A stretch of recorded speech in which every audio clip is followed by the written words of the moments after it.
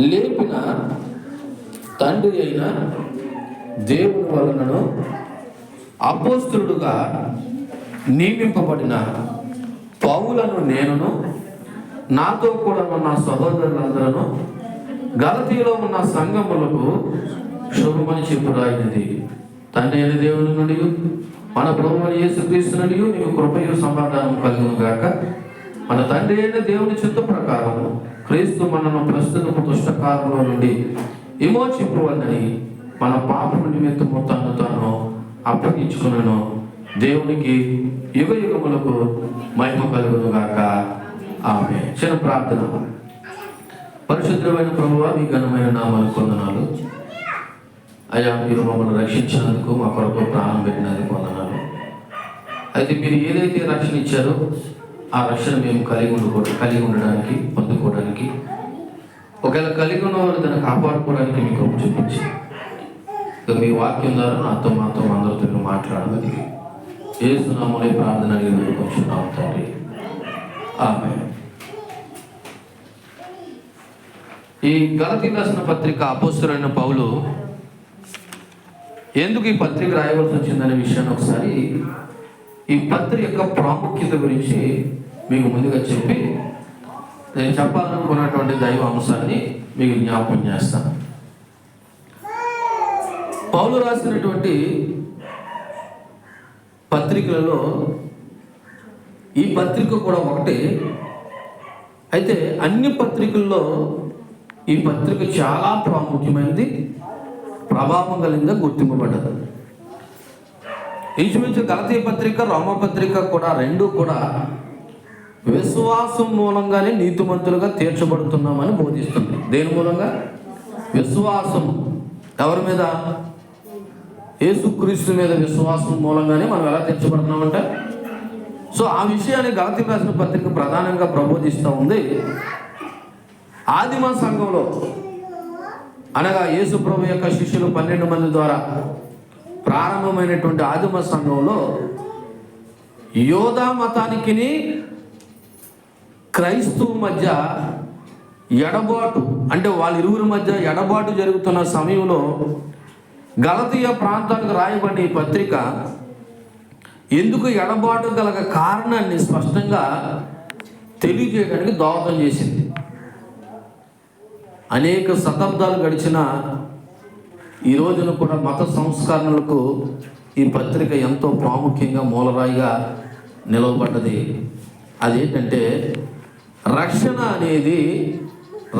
అనేది యోధా మత ఆచారాల వల్ల కాదు, కేవలం యేసు ప్రభునందు విశ్వాసం ఉంచడం ద్వారా కలుగుతుందని ఈ పత్రిక ప్రధానంగా మనకి తెలియపరచబడుతుంది. మరలా చెప్తున్నాను, విశ్వాసం ద్వారాను కృపచేత మాత్రమే మనము రక్షింపబడతాం.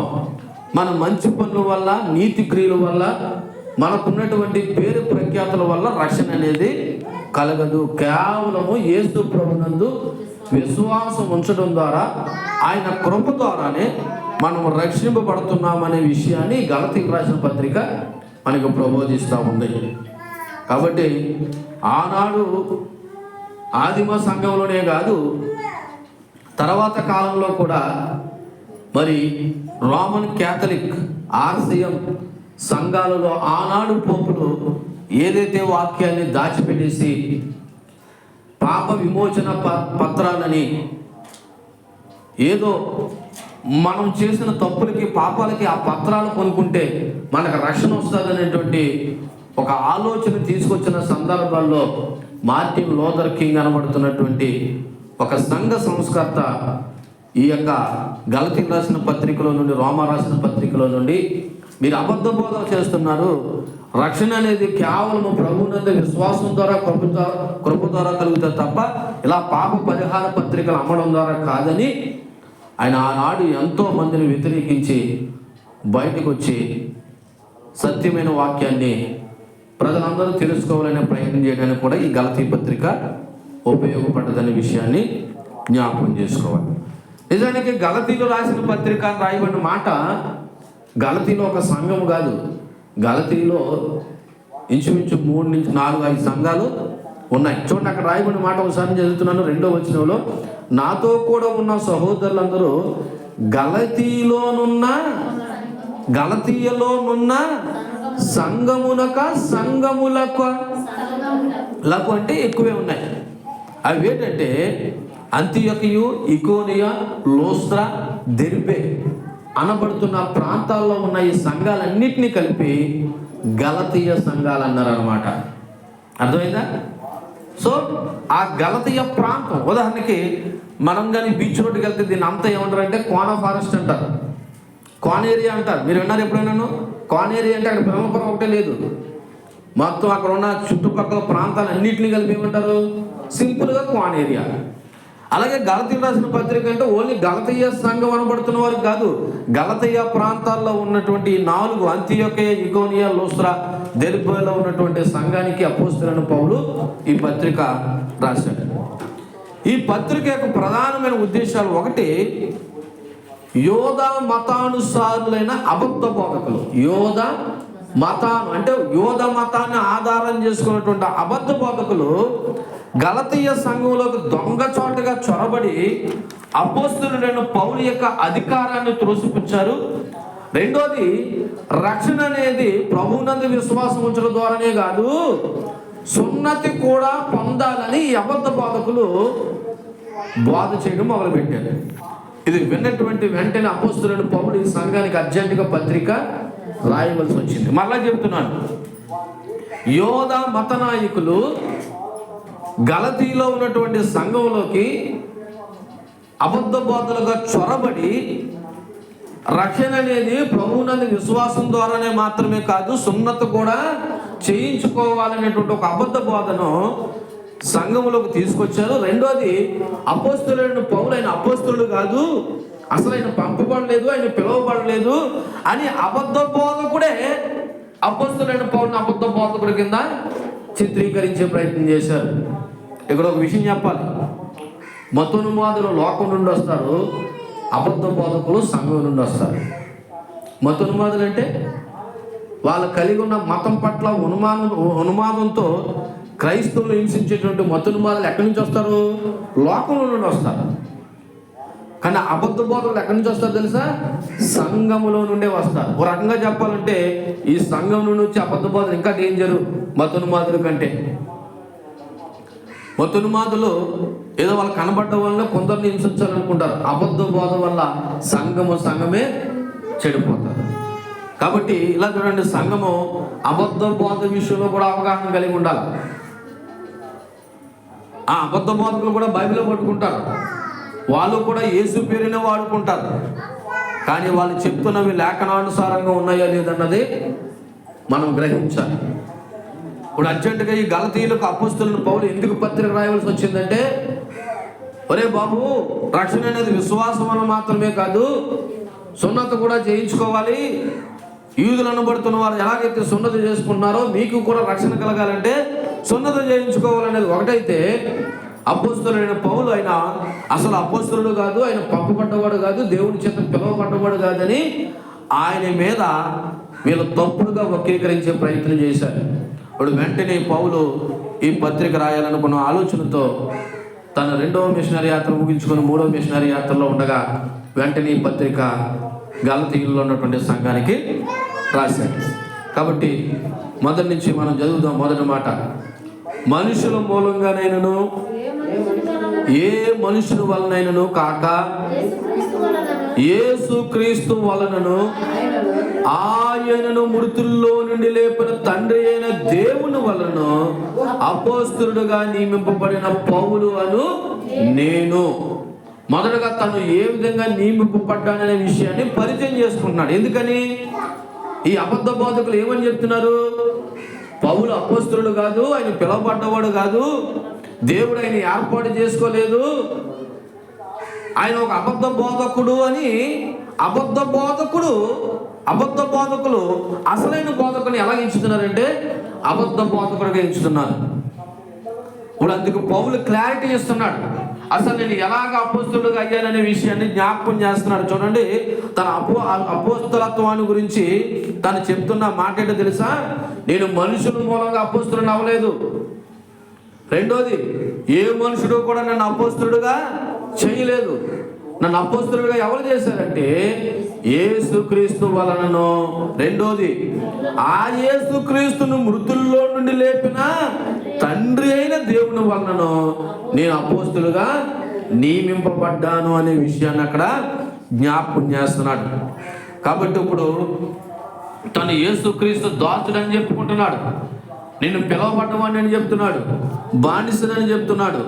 ఇక్కడ దాసుడు అనే మాటకు అర్థం ఏంటంటే మరొక వ్యక్తికి పూర్తిగా చెందినవాడని అర్థం. పౌలు కూడా పూర్తిగా యేసుక్రీస్తుకు చెందిన బానిస. ఎందుకంటే పౌలు తన పరిచర్యలో యేసుక్రీస్తు గురించి తప్ప మరి ఎవరి గురించి కూడా తన ప్రకటన చేయలేదు. కాబట్టి విశ్వాసులందరూ కూడా ఈ రోజున మనము కూడా దేవునికి దాసులమై ఉన్నాము, మనం కూడా దేవునికి బానిసలమై ఉన్నాము. ఎందుకంటే మన పాప దాస్యం నుండి కూడా ఆయన మనల్ని అందరినీ కొనుక్కున్నాడు. ఎవరు? యేసుక్రీస్తు. ఇప్పుడు మనం ఎవరికి రుణస్థులై ఉన్నాం? దేవునికి రుణస్థులై ఉన్నాం. ఇప్పుడు పౌలు భక్తుడు తను అపోస్తలుడుగా పిలువబడ్డాడు లేదా పంపబడ్డాడనే విషయాన్ని జ్ఞాపకం చేసుకోవడానికి ముందు ఈయన మొదట నేను ఎవరిని దాసుడని చెప్తున్నాడంటే నేను యేసుక్రీస్తు యొక్క దాసుడను అంటున్నాడు. ఒక కొరింథీయులకు రాసిన మొదటి పత్రిక 6వ అధ్యాయము 19-20 వచనాలు ఒకసారి చదివితే, కొరింథీయులకు రాసిన మొదటి పత్రిక 6వ అధ్యాయము 19-20 వచనాల్లో, మీ దేహము దేవుని వల్ల మీకు అనుగ్రహింపబడి మీలో ఉన్న పరిశుద్ధాత్మక ఆలయమైన దాన్ని మీరు ఎరగరా? కాబట్టి మీరు మీ సొత్తు కాదు, విలువ పెట్టి కొనబడినవారు కనుక మీ దేహంతో దేవుని మహిమపరచండి. ఈ మాట నేను చదివించానంటే మనము దేవునికి రుణస్థులము, మనము దేవునికి బాకీ ఉన్నాము, మనము దేవునికి బానిసలము, మనము దేవుని యొక్క దాసులము. ఎందుకంటే దేవుడు తన రక్తం చేత విలువ పెట్టి మనల్ని కొన్నాడు. కాబట్టి ఆ విషయాన్ని గ్రహించిన పౌలు నేను యేసుక్రీస్తు దాసుని అంటున్నాడు.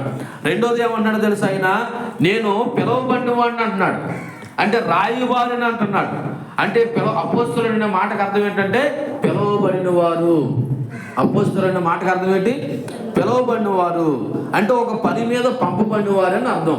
అపోస్తలుడైన పౌలు ఏ పని మీద పంపబడ్డాడు అన్నది ఒకసారి అపోస్తల కార్యాలు 9వ అధ్యాయము 15వ వచనం చదువుదాం.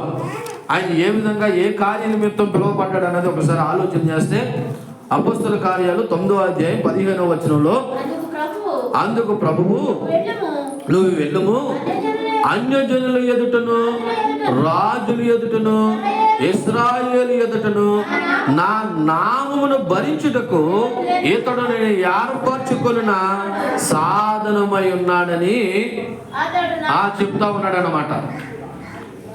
అననీయ అనే ఒక మనుషుడితో ప్రభు అంటాడు, అన్నయ్య నువ్వు వెళ్ళు, పౌలు అనబడుతున్న వ్యక్తి చూపు లేకుండా దృష్టి పొందకుండా 3 రోజులు ఉన్నాడు, తిండి తిప్పలు లేకుండా. నువ్వు పలానా చోటకి వెళ్ళి తిననబడుతున్న వీధికి వెళ్ళి అక్కడ యోదావాని ఎంట తార్సువాడైన సౌలు అనబడుతున్నవాడు ఉన్నాడు, వాడు కొరకు నువ్వు ప్రార్థన చేయంటే అనని అంటాడు. ఏటు ప్రభా బలటోడితో చెప్తున్నా, నువ్వు అసలు సౌలు అనేవాడు ఏం చేస్తున్నాడు తెలుసా? సంఘాన్ని హింసించడానికి దమస్కు పట్టణానికి వచ్చాడు, అటువంటి వాడి దగ్గరికి వెళ్ళి నువ్వు ప్రార్థన చేయమంటావంటే, లేదు లేదు లేదు, వాడు నేను ఎందుకు ఏర్పాటు చేసుకున్నాను తెలుసా? అన్యజనుల ఎదుటను రాజుల ఎదుటను ఇశ్రాయేలు ఎదుటను నా నామాన్ని భరించడానికి నేను ఏర్పరచుకున్నాను లేదా నేను పిలిచాను అంటున్నాడు. దేవునికి మహిమ కలుగును గాక. అంటే ఇప్పుడు పౌలుని దేవుడు ఎందుకు పిలిచాడో తెలుసా? అన్యజనులకు సువార్త. యేసుక్రీస్తు యొక్క 12 మంది అనబడుతున్న అపోస్తలులు కేవలం యోధ మత సంబంధమైన ప్రాంతాల్లో సువార్త యూదులకు ప్రకటిస్తే, అపోస్తలుడైన పౌలు ఎవరికి ప్రకటించాడంటే యూదులతో పాటు అన్యజనులకు ఎక్కువగా తన సువార్తను ప్రకటించాడు. కాబట్టి ఇప్పుడు ఎవరు పిలిచారు పౌల్ని? ఎవరు పిలిచారు? స్వయాన యేసుక్రీస్తే పౌలుని పిలిచారు. కానీ అబద్ధ బోధకులు ఏమంటున్నారు? ఆయన ఎవరు పిలలేదు, ఆయన అపోస్తలుగా చెప్పుకుంటున్నాడు అనేమో అబద్ధ బోధకులు ఎవరితో చెప్తున్నారు? ఇంతకీ గలతీలో ఉన్న సంఘానికి చెప్తున్నారు. అంటే సంఘాన్ని డిస్టర్బెన్స్ చేస్తున్నారు. చూడండి, అబద్ధ బోధకుల యొక్క లక్ష్యము, అపవాది లక్ష్యం ఏంటో తెలుసా? సంఘాన్ని ఏం చేయాలని? గలిబిలి చేయాలని. మీ పాస్టర్ గారు మంచోడు కాదు, మీ పాస్టర్ గారు చెడ్డోడు అనేసరికి సంఘానికి ఆటోమేటిక్గా ఏ విధమైన చూపు ఏర్పడుతుంది? ఒక చిన్నపాటి వెలుచూపు అనేది ఏర్పడుతుంది. అలాగే పౌలు కూడా పంపబడ్డవాడు కాదు, పిలువబడ్డవాడు కాదు అని చెప్తున్నప్పుడు, ఒరే బాబు నన్ను ఎవరు పిలిచారో, నన్ను ఎవరు పంపారనే విషయాన్ని ఆయన మొట్టమొదటి వచనంలోనే క్లారిటీ ఇస్తున్నాడంటే, నేను యేసుక్రీస్తు వలన, ఆయన మృతుల్లో నుండి లేపిన తండ్రి అయిన దేవుని వలన నేను పిలువబడ్డానో లేదో అపోస్తలుగా పంపబడ్డాననే విషయాన్ని జ్ఞాపకం చేస్తున్నాడు. అంతేకాకుండా ఆయన ఒక ప్రత్యేకమైన పని కొరకు ప్రత్యేకించబడ్డాడు. పౌలుకి దేవుడు ఒక ప్రత్యేకమైన దర్శనాన్ని ఇచ్చాడు. ఆ దర్శనం ఏంటంటే, ఆయన శుభవార్తను ప్రకటించడం, వివరించడం, దాని పక్షంగా వాదించడం. పౌలు పని ఏంటో తెలుసా? దేవుని యొక్క సువార్తను ప్రకటించడం, వివరించడం, దాని పక్షంగా వాదించడం. దానికి కూడా అపోస్తల కార్యాలు 13:2 సమాధానం ఉంది. సరే, అక్కడ ఆపేయండి. ప్రస్తుతానికి పౌలు ఎవరి చేత పిలువబడ్డాడు? దేవుని చేత, యేసుక్రీస్తు చేత, తండ్రి అయిన దేవుని చేత పిలువబడ్డాడు తప్ప ఆయన ఎవరిని కూడా అపోస్తలుగా చేయలేదు. అందుకే ఏ మనుషుల వలనను లేదా మనుషుల మూలంగా ఆయన అపోస్తలు అవ్వలేదు అంటున్నారు. ఇక్కడ ఒక విషయం చెప్పాలి. యేసు ప్రభు వారు అపోస్తలు అనబడుతున్న 12 మందిని యేసుక్రీస్తు సెలెక్ట్ చేశాడా? ఎవరైనా మనుషులు సెలెక్ట్ చేశారా? యేసుక్రీస్తే తన దగ్గర ఉన్న శిష్యుల్లో, నువ్వు పేతురు, నువ్వు సీమోను, అలాగే పేర్లు పెట్టి ఒక 12 మందిని సెలెక్ట్ చేసుకున్నాడు. ఆ 12 మందిలో యోధా అనబడుతున్న ఇస్కరియోతు యోధా ద్రోహం వల్ల ఆయన ఊరు పెట్టుకొని చచ్చిపోయిన తర్వాత ఆ 12వ ప్లేస్ గురించి ఈ 11 మందిలో ఉన్నటువంటి పేతురు చీటీ వేసి 12వ వాడిని మత్తయి అనబడుతున్న వాడిని అపోస్తలుగా ఎంచారు. కానీ దేవుడు యాక్సెప్ట్ చేయలేదు. ఆ మత్తయి గురించి రాయబడలేదు. ఆ 12వ ప్లేస్ ఎవరో రీప్లేస్మెంట్ చేశారంటే ఈ అపోస్తలుడైన పౌలే 12వ అపోస్తలుడుగా పిలువబడ్డాడు. కారణం ఏంటంటే, ఈయన ఎవరు పిలిచారు? ఆ రోజున 12 మంది యేసు ప్రభువుని సెలెక్ట్ చేసినట్టు ఈ పౌలును కూడా ఎవరు సెలెక్ట్ చేశారంటే, ఈయన ఎవరి దగ్గర కూడా తర్పీదు తీసుకోలేదంట. మరి ఎవరి దగ్గర తీసుకున్నాడు తర్పీదు? అక్కడ చూడండి ఒకసారి. గలతీయులకు రాసిన పత్రిక 15వ వచనం చదువుతున్న మొదటి నుంచి. ఆయనను తల్లి గర్భం ముందు పడినది మొదలుకొని నన్ను ప్రత్యేకపరిచి తన కృపచేత నన్ను పిలిచిన దేవుడు, నేను అన్ని జనులు తన కుమారుని ప్రకటించాలని ఆయనను నా యందు బయలుపరచని అనుగ్రహించినప్పుడు మనిషి మాత్రలతో నేను సంపాదించలేదు. నాకంటే ముందుగా అపోస్తల వారి యొద్ద కూడా యెరూషలేముకై నువ్వు వెళ్ళలేదు, కానీ వెంటనే అరేబియా దేశంలోకి వెళ్ళి తిని పిమ్మట దమస్కు పట్టణాన్ని తిరిగి వచ్చి తిని. అంటే ఈయన ట్రైనింగ్ ఎక్కడ తీసుకున్నాడంటే, అరేబియా దేశానికి ఒంటరిగా పోయి ప్రభు పాదాల దగ్గర ట్రైనింగ్ తీసుకుని అప్పుడు దమస్కు పట్టణానికి వచ్చానని చెప్తా ఉన్నాడు. అంటే ఇప్పుడు నేరుగా ఈయన తర్ఫీదు ఎవరి దగ్గర తీసుకున్నాడు? దయ్యాన స్వయాన యేసుక్రీస్తు దగ్గర. అంతేగాని నాకు ఏ పేతురు నేర్పించలేదు, ఏ అపోస్తలు నేర్పించలేదు అంటున్నాడు. దేవునికి మహిమ కలుగును గాక. హల్లెలూయా. కాబట్టి మొదటగా అపోస్తలుడైన పౌలు ఆయన ఏ విధంగా పిలువబడ్డాడంటే యేసుక్రీస్తు వల్ల పిలువబడ్డాడనే విషయాన్ని ఒప్పుకున్నాడు. ఇక 2వ వచనం జ్ఞాపకం చేసుకుందాం. 2వ వచనం. నాతో కూడా నా సహోదరులందరూ గలతీయులోనున్న సంఘములకు శుభమని చెప్పి రాయునది. రెండో మాట ఆయన జ్ఞాపకం చేస్తున్నాడు. గలతీయులో ఉన్న సంఘానికి ఆయన శుభమని చెప్పడానికి కారణం ఏంటంటే, అంతియోకియ, ఇకోనియ, లుస్త్రా, దెర్బేలో ఉన్న సంఘాలకు శుభాలు తెలియజేయడం ఉద్దేశము. ఆ సంఘాలను పౌలు ప్రేమిస్తున్నాడు. ఆ సంఘాలను పౌలు ఏం చేస్తున్నాడు? ప్రేమిస్తున్నాడు. వందనాలు చెప్తున్నావు అంటే అర్థం ఏంటి? నీ పట్ల నాకు గౌరవం ఉంది, నా పట్ల నీకు కూడా గౌరవం ఉంది. ప్రేమ ఉంటేనే వందనాలు అనే మాట వస్తుంది. అలాగే శుభమని చెప్తా ఉన్నాడంటే అపోస్తలుడైన పౌలు ఆ సంఘాన్ని ప్రేమిస్తూ ఉన్నాడు. ఆ ప్రేమతోనే మాట చెప్తున్నాడు.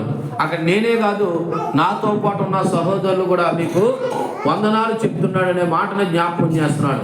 మరి బహుశా పౌలుతో ఎవరు సహోదరులుగా అక్కడ ఉన్నారనే విషయం నాకు తెలియదు, కానీ అక్కడైతే చెప్తున్న మాట, నాతోనున్న సహోదరులు కూడా మీకు వందనాలు తెలియపరుస్తూ ఉన్నాడు అంటున్నాడు. ఇకపోతే 3వ వచనం.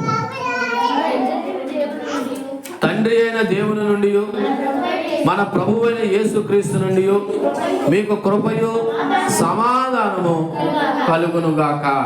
ఇక్కడ జ్ఞాపకం చేసుకోండి, కృపా సమాధానాలు లేదా అనుగ్రహము కేవలం దేవుని నుండి మాత్రమే కలుగుతుంది, కానీ ఒక మనుషుని ద్వారా మాత్రము కాదు, ఒక పాస్టర్ గారి వల్ల కూడా కాదు. కేవలం కృపా సమాధానాలు ఎవరి వల్ల? అక్కడ రాయబడిన మాట, తండ్రి అయిన దేవుని నుండి, ప్రభువైన యేసుక్రీస్తు నుండియే. అంటే ప్రతి దేవున కూడా కేవలం యేసుక్రీస్తు కృప వల్లే తప్ప ఏ మనుషుని యొక్క నీతి వల్ల లేదా మంచి వల్ల మాత్రం కాదు. స్వయాన అపోస్తలుడు పౌలే చెప్తున్నాడు, మీకు అనుగ్రహం కావాలా, మీకు దీవెన కావాలా, మీకు కృప కావాలా, అది ఎక్కడి నుంచి వస్తుంది?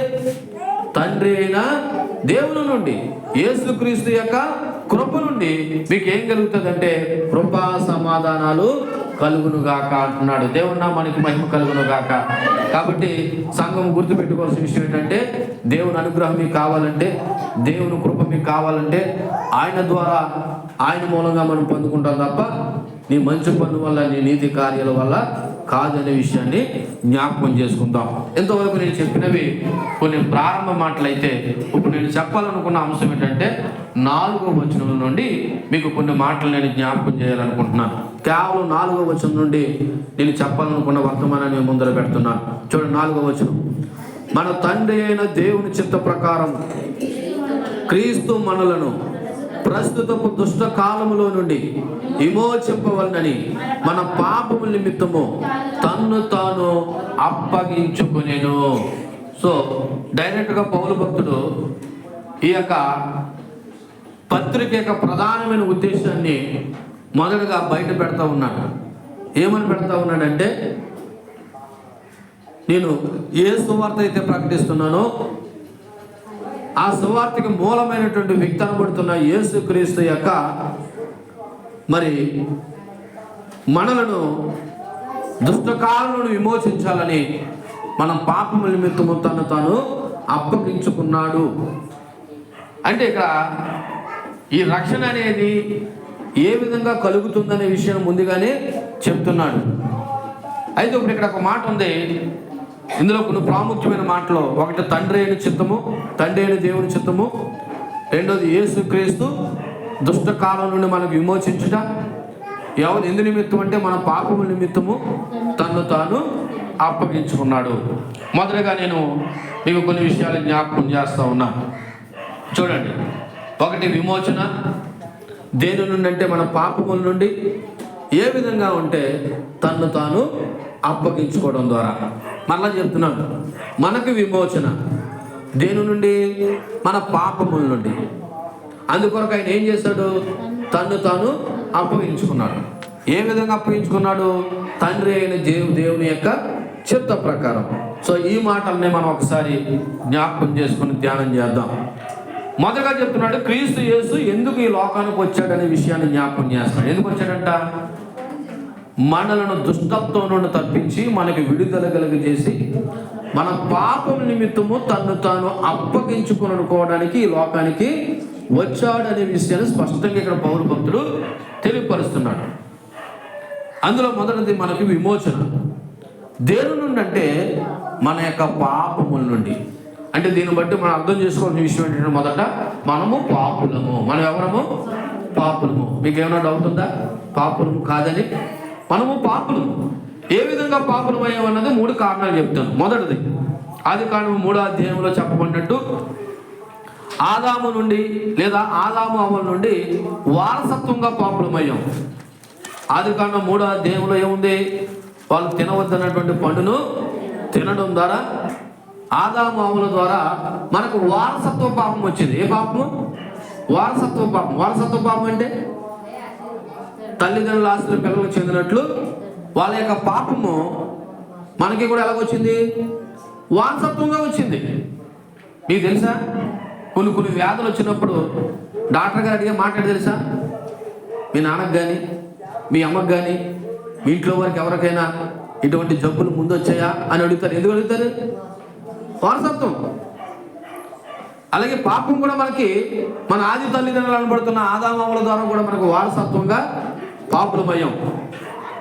అందుకే రోమిలకు రాసిన పత్రిక 5వ అధ్యాయము 12వ వచనంలో కూడా దానికి స్పష్టమైనటువంటి లేఖనం అక్కడ రాయబడిన మాట ఉన్నది. రోమిలకు రాసినటువంటి పత్రిక 5వ అధ్యాయము 12వ వచనంలో ఇట్లుండగా ఒక మనుషుని ద్వారా పాపమును, పాపం ద్వారా మరణమును లోకంలోకి ఎలాగూ ప్రవేశించునో అలాగనే మనుషులందరూ పాపం చేస్తున్నందున మరణం అందరికీ సంప్రాప్తమాయెను.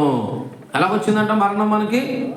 ఒక మనుషుని ద్వారా పాపము, పాపం ద్వారా మరణము. ఎవడా మనుషుడు? ఆదాము. ఆదామవుల ద్వారా మనకి ఏమొచ్చింది? వారసత్వంగా పాపం వచ్చింది. ఆ విధంగా మనం ఒకటి పాపులమయ్యాం. అందుకే దావీదు భక్తుడు కూడా ఈ విధంగా అన్నాడు. 51వ కీర్తన 5వ వచనంలో, 51వ కీర్తన 5వ వచనంలో కూడా ఈ విధంగా మాట్లాడాడు. బయట ఉన్నవారు ఆలకిస్తున్నారని అనుకుంటున్నాను. 51వ కీర్తన 5వ వచనం, నేను పాపములో పుట్టిన వాడును, పాపములోనే నా తల్లి నన్ను గర్భము ధరించును. అంటే మనం పుట్టుకతోనే ఎవరు అన్నమాట? గుర్తుపెట్టుకుంటే ఇక్కడ ఉన్న వాళ్ళందరం కూడా పుట్టుకతోనే ఎవరు? మనము పాపులము. మన జన్మే పాపం అని ఇక్కడ తెలియపరుస్తూ ఉంది. కాబట్టి మనం ఎవరము నీతిమంతులము కాదు. రెండోది స్వభావరీత్యా పాపం. స్వభావం అంటే ఏంటి? గుణం, మన గుణం. అది ఎలాగో చూద్దామని చూడండి. అదే 58వ కీర్తన 3వ వచనం కూడా చదవండి. 58వ కీర్తన 3వ వచనంలో, తల్లి కడుపును పుట్టును మొదలుకొని భక్తిహీనులు విపరీత బుద్ధి కలిగిందరు, పుట్టిన తోడనే అబద్ధములాడుచు తప్పిపోతున్నారు. పుట్టిన తోడనే. నా వైపు చూడండి. ఇలాగ మన పిల్లోడు ఉన్నాడు, ఆడికి 2 నెలలు 3 నెలలు అనుకుందాం, లేదా అలా లేచి కూర్చుంటున్నాడు. ఆడు ఆడుతూ మట్టి తినేసాడు. ఏం తినేసాడు? నువ్వు చూసావు. రే మట్టి తిన్నావా? ఆడేమంటాడు? ఎవరు చెప్పారు ఆడికి? అలా అబద్ధం ఆడమని ఎవరు చెప్పారు? నువ్వు చెప్పావా? మీ అమ్మ చెప్పిందా? మీ అమ్మమ్మ చెప్పిందా? కానీ ఆడు పుట్టుకతోనే ఎలా మాట్లాడుతున్నాడు? మట్టి తిన్నావంటే నిజం చెప్తలేదు. ఏమన్నాడు? అన్నాడు. అలా అంటే ఆడు స్వభావరీత్యా పుట్టుకు తోడని ఏమి నేర్చుకున్నారు మనుషులు? అబద్ధములు. అంటే మనం ఒకటి వారసత్వంగా పాపులమయ్యాము, రెండోది స్వభావరీత్యా అంటే మన గుణము ద్వారానే మనం కూడా ఎలా మార్చబడ్డాం? పాపులమయ్యాం. మూడోది కూడా జ్ఞాపకం చేసుకుందాం. ఎఫెసీయులకు రాసిన పత్రిక 2వ అధ్యాయము 3వ వచనం కూడా జ్ఞాపకం చేసుకుంటే, ఎఫెసీయులకు రాసిన పత్రిక 2వ అధ్యాయం 3వ వచనంలో, వారితో కలిసి మనం అందరము శరీరము యొక్కయు మనస్సు యొక్కయు కోరికలను నెరవేర్చుకొనుచు మన శరీరాల ఆశలను అనుసరించి మునుపు ప్రవర్తించి కడమ వారి వలె స్వభావ సిద్ధముగా దైవకృతకు పాత్రలు. అంటే చర్యల ద్వారా కూడా మనం పాపులమయ్యాం. చర్యలు అంటే మనం చేసే పనుల వల్ల కూడా మనము పాపులమయ్యాం. దీన్ని బట్టి చెప్పండి, మనం పాపులమా కాదా? అందుకే ప్రభువు క్రీస్తు యేసు అనబడుతున్న దేవుడి లోకానికి ఎందుకు వచ్చాడంటే, మనలో పాపము నుండి విడుదల కలుగు చేయాలని ఈ లోకానికి వచ్చాడు. కాబట్టి మొదటగా మనం తెలుసుకోవాల్సిన విషయం ఏంటంటే, మనము పాపులము. సో ఈ అపరాధం వలన ప్రజలందరికీ ఏమొచ్చిందంటే శిక్ష వచ్చింది. శిక్షకు గురయ్యాము. ఈ అపరాధాల వల్ల, ఈ పాపం వల్ల మనం దేనికి గురయ్యాము? శిక్షకు గురయ్యాము. ఏంటంటే చూడండి, రోమీయులకు రాసిన పత్రిక 5వ అధ్యాయం 8వ వచనంలో అక్కడ రాయబడిన మాట. రోమీయులకు రాసిన పత్రిక 5వ అధ్యాయము 18వ వచనం. కాబట్టి తీర్పు ఒక అపరాధముల నుండి వచ్చినదై మనుషులకు అందరికీ శిక్షావిధి కలుగుటకు ఎలాగో కారణమైనో, అలాగే ఒక పుణ్య కార్యము వలన కృపాదాన మనుషులందరికీ జీవప్రదమైన నీతి విధింపబడిన కూడా కారణమాయను. సో ఈ అపరాధాల వలన మనము శిక్షకు గురయ్యాము. ఆ శిక్ష ఏంటంటే మరణ శిక్ష. ఆ మరణ శిక్షకి దేవుని యొక్క కృపను బట్టి ఆయన ఒక పుణ్య కార్య బలిదానం చేశాడు. అదే ప్రభువైన యేసుక్రీస్తు సిలువలో నీ కొరకు నా కొరకు మరణించడం ద్వారా మనకి ఆ శిక్ష నుండి ఏం కలుగు చేశాడంటే విమోచన కలుగు చేశాడు. ఏం చేశాడు? విమోచన కలుగు చేశాడు. అయితే ఇక్కడ ఒక మాట, మనం ఈ పాపపు స్థితిలో ఉన్నంత వరకు కూడా దేవుణ్ణి సంతోష పెట్టలేము. ఏ స్థితిలో ఉన్నంత వరకు? ఇలా చూడు, నా వైపు, ఇక్కడ నా వైపు కూడా వారసత్వంగా పాపులు. స్వభావ సిద్ధంగా పుట్టడంతోనే మనం ఏం నేర్చుకున్నాం? పాపాలు నేర్చుకున్నాం. మూడోది వయసు వచ్చిన తర్వాత కూడా మనం చేసే పనులు బట్టి కూడా పాపాలు నేర్చుకున్నాం లేదా? ఈ పాప స్వభావంతో మనం దేవుని ఎప్పుడు కూడా ఏం చేయలేము? సంతోష పెట్టలేము. అందుకే చూడండి, రోమిలకు రాసిన పత్రిక 8వ అధ్యాయం 8వ వచనంలో ఏమని రాయబడినో తెలుసా? రోమిలకు రాసిన పత్రిక 8వ అధ్యాయము 8వ వచనంలో, కాగా శరీర స్వభావం గలవారు దేవుణ్ణి సంతోషపరచనేరరు. ఏ స్వభావం కలిగిన వారు? శరీర స్వభావం. అంటే ఏంటి? ఈ పాప స్వభావం ఉన్నంత వరకు కూడా మనం దేవుణ్ణి ఏం చేయలేము, సంతోషపరచలేము. ఎందుకంటే పుట్టుకతో పాపులము, వారసత్వంగా పాపులము, మనం చేసే పనుల ద్వారా పాపము. ఈ రోజున శరీరంలో పాపం ఏర్పాటు చేస్తున్నప్పుడు మనం దేవుని సంతోషపెట్టగలమా?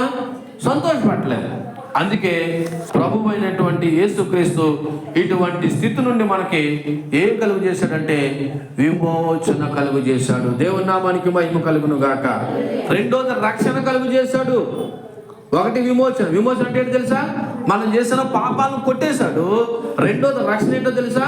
ఇక మీదట మీరు ఆ స్థితిలో ఉండకుండా రక్షణ అనుభవం కలిగిన వారే మీరు సంతోషంగా ఉండి దేవుని సంతోషపెట్టే స్థితిలో ఉంచాలని దేవుడు కోరుకున్నాడు. అందుకే చూడండి, ఒకసారి లోకాసు సువార్త 1వ అధ్యాయము 68, 69 వచనాలు ఆ విషయాలే మనం జ్ఞాపకం చేస్తూ ఉన్నాయి. లోకాసు సువార్త 1వ అధ్యాయము 68వ వచనం, ప్రభువైన ఇశ్రాయేలు దేవుడు స్తుతింపబడుగాక. ఆయన తన ప్రజలకు దర్శనమిచ్చి వారికి విమోచన కలుగు చేసెను.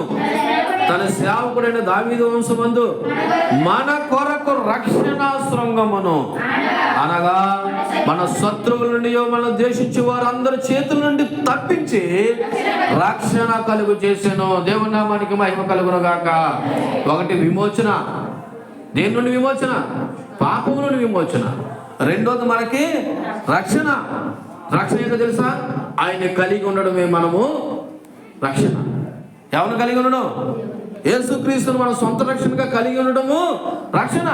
అది ఏ విధంగా జరుగుతుందంటే కేవలం యేసుక్రీస్తునందు విశ్వాసం ఉంచడం ద్వారా మాత్రమే ఆ రక్షణ కలుగుతుంది. దేవుని నామానికి మహిమ కలుగును గాక. మళ్ళా జ్ఞాపకం చేస్తున్నాను, మనము పాపులమైన మనకి ఏం కావాలా? విమోచన లేదా విడుదల కావాలా. అందుకొరకు యేసు ప్రభు ఈ లోకానికి వచ్చి మనకి విమోచన చేశాడు. రెండోది రక్షణ కూడా కలుగు చేశాడు. అయితే ఈ రక్షణ అనేది ఎలా కలుగుతుందంటే ఆయన యందు విశ్వాసం ఉంచడం ద్వారా. అందుకే ఇక ప్రారంభంగా విశ్వాసము, రక్షణ, మారు మనసు, ప్రార్థన, పరిశుద్ధత, ఇవన్నీ ఎందుకు చెప్పాను? అవి లేకుండా మనకి రక్షణ అనేది లేదు. కాబట్టి ఇక్కడ ఉన్న మనం అందరం కూడా ప్రభువుని ఏముంచాలా? విశ్వాసం ఉంచాలి. విశ్వాసం ద్వారానే రక్షణ. ఒకసారి చూడండి, యోహాను సువార్త 1వ అధ్యాయము 12వ వచనం చదువుతాను చూడండి.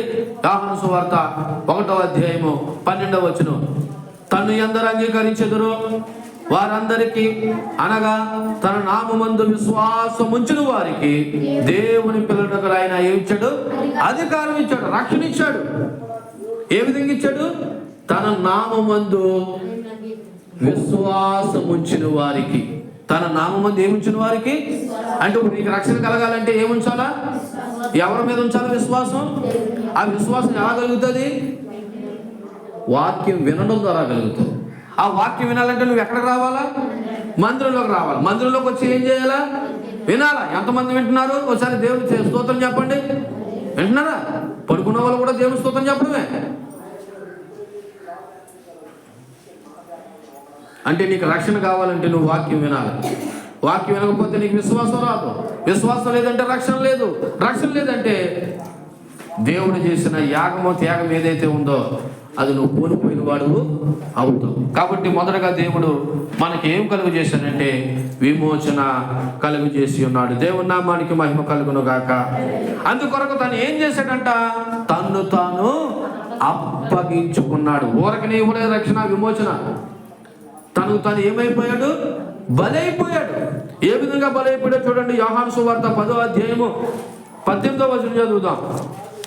యోహాను సువార్త 10వ అధ్యాయము 18వ వచనం, ఎవడును నా ప్రాణము తీసుకొనడు, నా అంతటా నేనే దాన్ని పెట్టుచున్నాను. దాన్ని పెట్టుటకు నాకు అధికారం కలదు, దాన్ని తిరిగి తీసుకొనుటకు నాకు అధికారం కలదు. నా తండ్రి వలన ఈ ఆజ్ఞను, చూడండి 17వ వచనంలో, నేను దాన్ని మరలా తీసుకున్నట్లు నా ప్రాణమును పెట్టుచున్నాను. దేవుడే ఇష్టపూర్వకంగా తను ఏం చేస్తున్నాడు? ప్రాణాన్ని పెడుతున్నాడు. ఇలా చూడండి, మనంతటా మనం చచ్చిపోతే ఆత్మహత్య, దేవుడు మన కొరకు చచ్చిపోతే మనకి రక్షణ. దేవునికి మహిమ కలుగును గాక. నీ అంత నువ్వు చచ్చిపోతే ఏంటిది? ఆత్మహత్య. దేవుడే మన అందరి కొరకు చనిపోవడం ద్వారా మనకి ఏమి ఇచ్చాడు? విమోచన, రక్షణ ఇచ్చాడు. అందులో దేవుని ప్రేమ కనబడుతుంది. అని ఇష్టపూర్వకంగా అంటున్నాడు, నా ప్రాణమును ఎవడును తీసుకొనడు, నా అంతటా నేనే దాన్ని ఏం చేస్తున్నాను? పెట్టుచున్నాను. మనందరికీ బర్త్డే తెలుసు, డెత్ డే తెలియదు.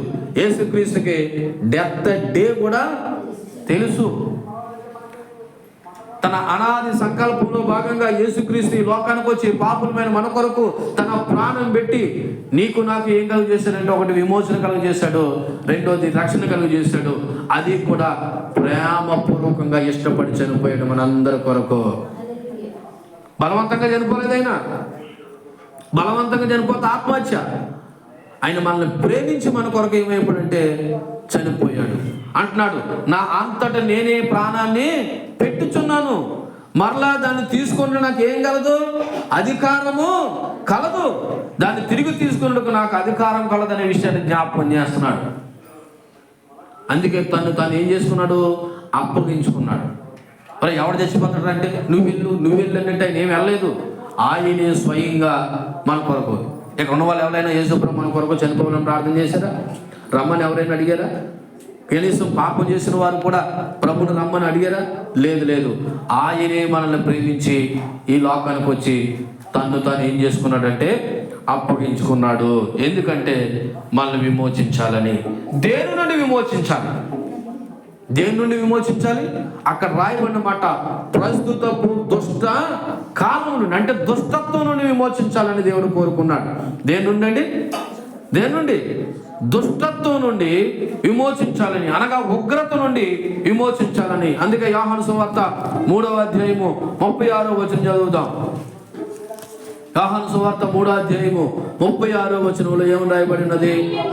కుమారుని యందు విశ్వాసం ఉంచువాడే నిత్య జీవం గలవాడు, కుమారునికి విధేయుడు కానివాడు జీవము చూడడు గాని దేవుని ఉగ్రత వాని మీద నిలిచి. అంటే ఉగ్రత నుండి తప్పించడానికి దేవుడు నీ కొరకు నా కొరకు తాను ఏం చేసుకున్నాడు? అప్పగించుకున్నాడు. ఇప్పుడు దేవుడు నిన్ను ఏం కోరుకుంటున్నాడు? అక్కడ రాయబడిన మాట, కుమారుని యందు విశ్వాసం ఉంచేవాడు ఏం పొందుకుంటాడంట? అంటే ఏముంచాలో ప్రభువునందు మనం? ఏ విశ్వాసము? ఏదో జరుగుతుందని కాదు విశ్వాసం. ప్రభువునందు నేను విశ్వాసం ఉంచితే నాకు నిత్య జీవం కలుగుతుందనే నమ్మకం ఉండాలి. అక్కడ రాయబడిన మాట, కుమారుని యందు విశ్వాసం ఉంచని వాడు, అక్కడ రాయబడిన మాట, దేవుని ఉగ్రత వాని మీద నిలిచును. ఎందుకంటే వాడు దేవునికి విధేయుడు కాలేదు. సంగమా, మీరు దేవునికి విధేయులే ఉన్నారా? దేవుని యందు విశ్వాసం ఉంచారా? దేవుని ఉగ్రతకు గురి కాకుండా ఉండాలంటే మీరందరూ కూడా దేవుని మీదే విశ్వాసం ఉంచాలి. మన నీతి కార్యాల వల్ల, భక్తి కార్యాల వల్ల, మనం చేసేటువంటి మంచి పనుల వల్ల నీకు రక్షణ లేదు. కేవలం యేసుక్రీస్తునందు విశ్వాసము ఉంచడం ద్వారా అందుకొరకు ఆయన దుష్టత్వం నుండి, ఉగ్రత నుండి తప్పించడానికి మన కొరకు తను అప్పగించుకున్నాడు.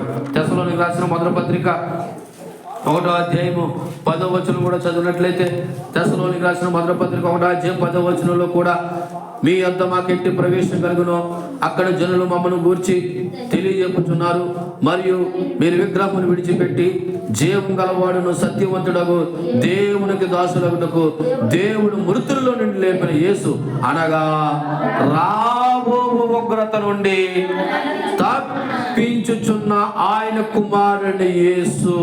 ఏ ఉగ్రత నుండి అండి? రాబోయే ఉగ్రత, తీర్పు ఉంది.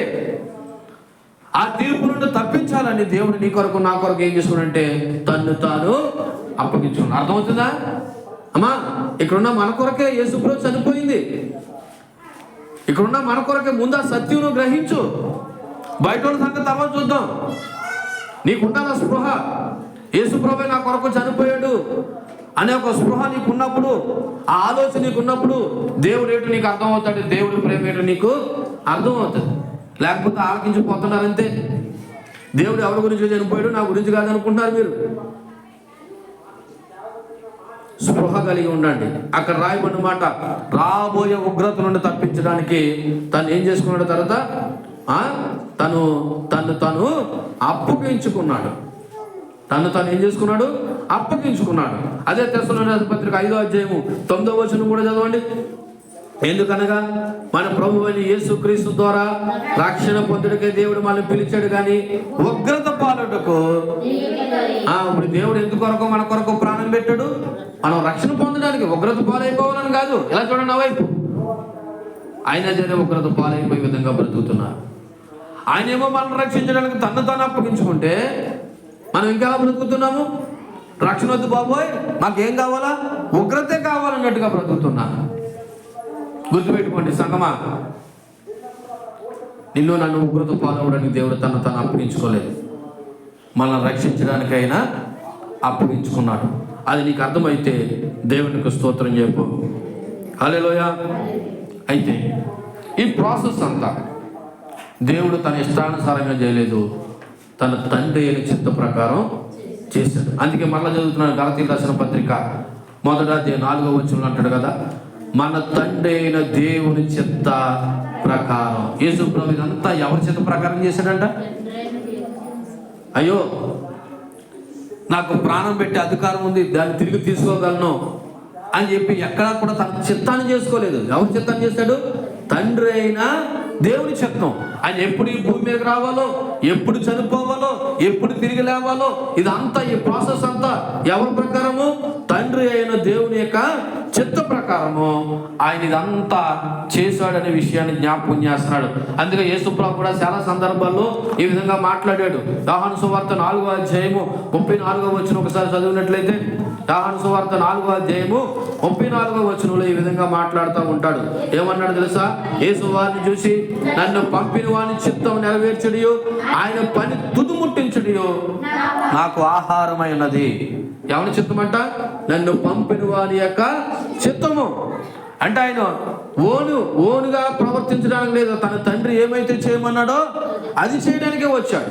మరో సందర్భంలో కూడా అంటాడు, 6వ అధ్యాయము యోహాను సువార్త 38వ వచనంలో, 38-39వ వచనంలో, 6వ అధ్యాయము 38-39లో, నా ఇష్టం నెరవేర్చుకుని నేను రాలేదు, నన్ను పంపిన వాని చిత్తం నెరవేర్చుడికే పరలోకము నుండి దిగి వచ్చాను అంటున్నాడు.